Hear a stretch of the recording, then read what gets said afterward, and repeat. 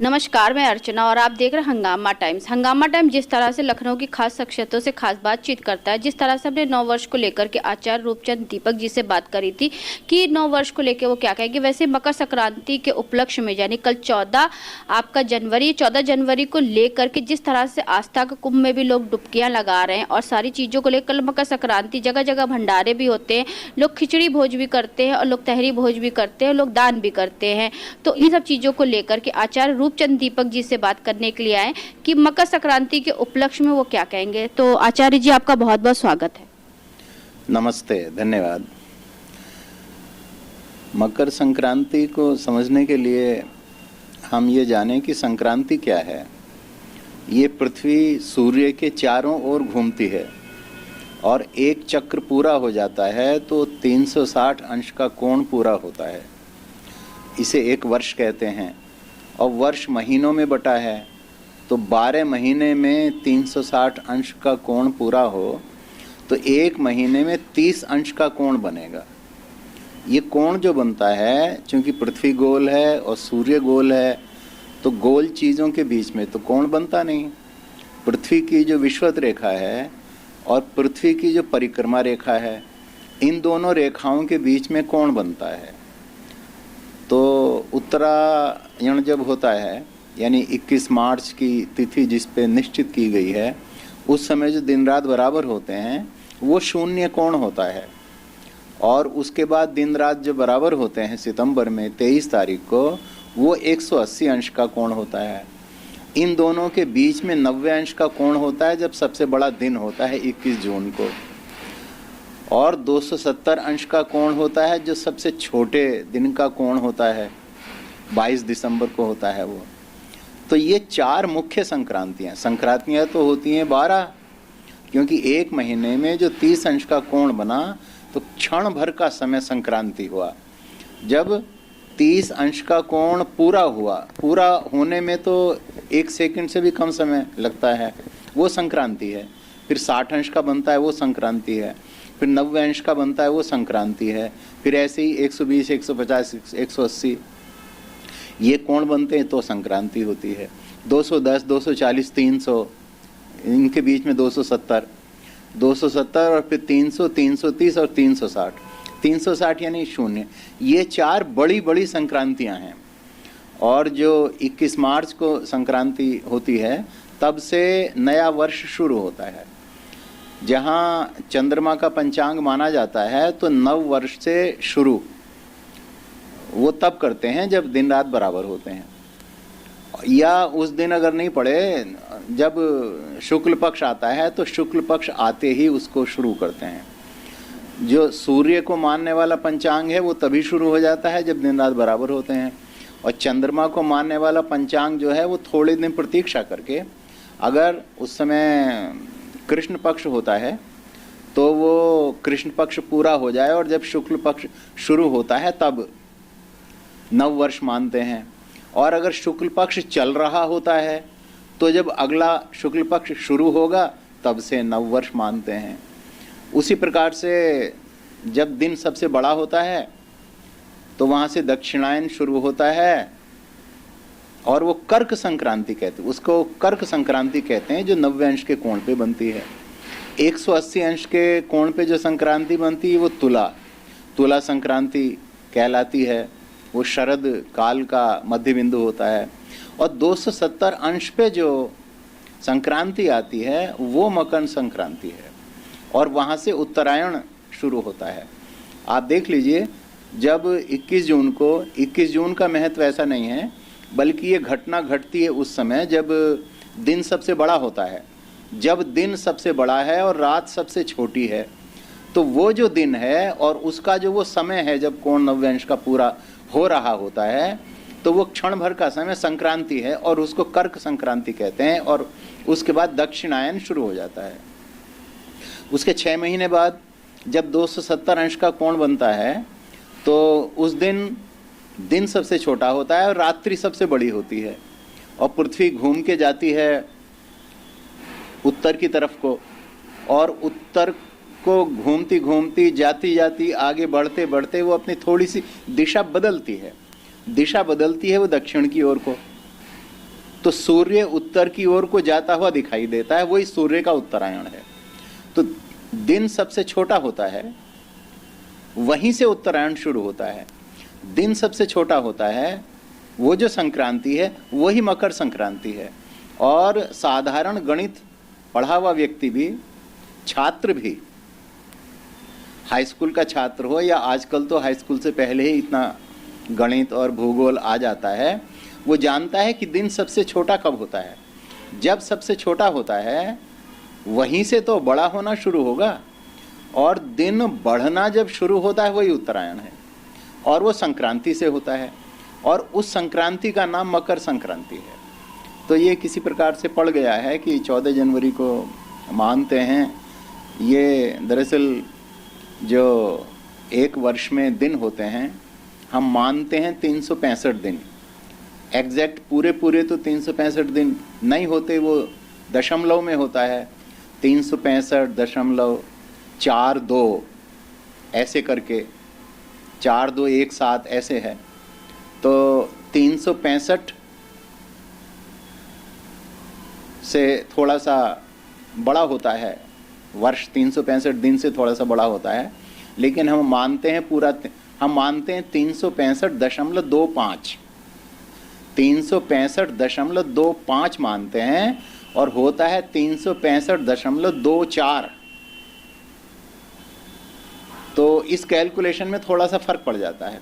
जो हम देखते हैं ना कि पिछली बार तो 21 जनवरी को ऐसा टेम्परेचर था, बारिश फला तारीख को आई थी। इस बार बारिश जो है 4 दिन बाद शुरू हुई है। बारिश 4 दिन बाद शुरू नहीं होती, वो अपने समय से शुरू होती है कि पृथ्वी जब सूर्य के चारों ओर घूमती घूमती उस बिंदु पे पहुंचती है, वहाँ से शुरू होती है। वो हमारी तारीखें उसमें थोड़ी बदलती हैं। जैसे इस बार जो सबसे छोटा दिन हुआ था वो 22 दिसंबर के बजाय 21 दिसंबर को ही हो गया था, क्योंकि फरवरी 2024 में फरवरी 29 तारीख की थी। अगर 28 की होती तो पहली मार्च को जो घटना होती वो 29 फरवरी को हो गई। पहली दिसंबर को जो घटना होती वो 30 नवंबर को हो गई। 22 दिसंबर को जो घटना होती वो 21 दिसंबर को ही हो गई। तो आकाश में जो घटनाएं होती हैं, ये घटनाएं सही समय पे होती है, सही अवस्था जब आती है उसमें होती हैं, और तारीख हमारी आगे पीछे थोड़ी थोड़ी होती रहती हैं। तो जो वास्तव में मकर संक्रांति है वो 22 दिसंबर को होती है। वास्तव में जो उत्तरायण है वो 22 दिसंबर से होता है। वास्तव में जो उत्तरायण है होता तो तभी है जब दिन सबसे छोटा हो और फिर वो धीरे धीरे बढ़ना शुरू हो, यही तो उत्तरायण है। तो इसको तो कोई भी देख सकता है कि दिन सबसे छोटा कब है। सब लोग बोलते हैं कि 22 दिसंबर को सबसे छोटा है और तभी बढ़ना शुरू होता है। 14 जनवरी को अगर आप मानेंगे तो दोनों जो आयन हैं वो असमान हो जाएंगे। आयन दोनों बराबर हैं। 90 अंश से शुरू होता है दक्षिणायन, 270 अंश के कोण तक जाता है। ये जितना है 270 के अंश के कोण से शुरू होता है उत्तरायण, और 90 अंश के कोण तक जाता है, ये भी उतना ही बड़ा है। दोनों बराबर बराबर हैं, 6-6 महीने के होते हैं दोनों। अगर आप 21 जून को शुरू करके दक्षिणायन और उसको 22 दिसंबर के भी बाद 14 जनवरी तक मानते हैं, तो ये 21 जून से और 14 जनवरी तक का जो दक्षिणायन है ये बड़ा हो जाएगा, और फिर 14 जनवरी से 21 जून तक का जो उत्तरायण माना जाएगा वो छोटा हो जाएगा।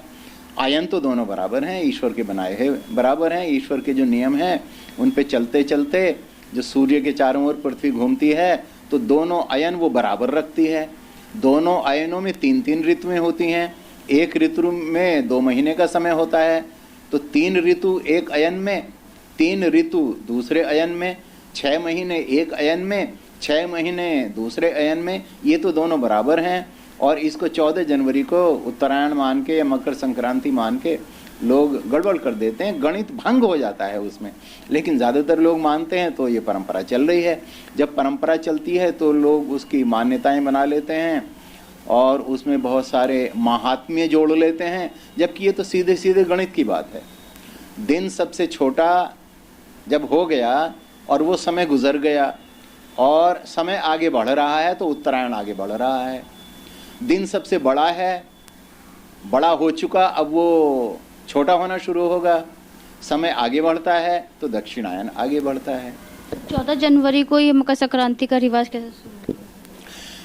ये जो माप करते हैं कि किस बिंदु से माप की जाए, सूर्य को देखना है, सूर्य बहुत बड़ा है पृथ्वी की तुलना में, उसके कौन से भाग को देखना है, पृथ्वी के कौन से भाग से गणना करनी है, तो इसमें थोड़ा थोड़ा फर्क पड़ जाता है कि कौन पूरा कब हो रहा है। लेकिन आप ये देखिए ना, अगर वो फर्क पड़ेगा तो सब में पड़ेगा। फिर 21 मार्च को नहीं होगी संक्रांति। 21 मार्च को जैसे संक्रांति हुई, सब मानते हैं 21 मार्च को दिन रात बराबर होते हैं और संक्रांति होती है तो बराबर होते हैं। और 21 मार्च को आप अगर संक्रांति मान रहे हैं और सूर्य के हिसाब से एक जो दिन होता है, सौर दिन जिसको कहते हैं, वो 30.5 दिन का होता है। तो 21 मार्च के बाद 30.5 दिन जब गुजरेंगे तो फिर अगली संक्रांति आएगी। फिर 30.5 दिन जब गुजरेंगे तो अगली संक्रांति आएगी।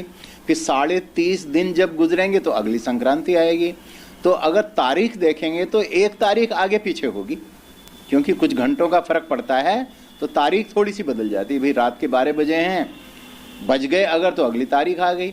रात के 12 बजे के 1 मिनट बाद कोई घटना घटी तो अगली तारीख आ गई, और उसके 1 मिनट पहले घट गई तो पहली तारीख थी।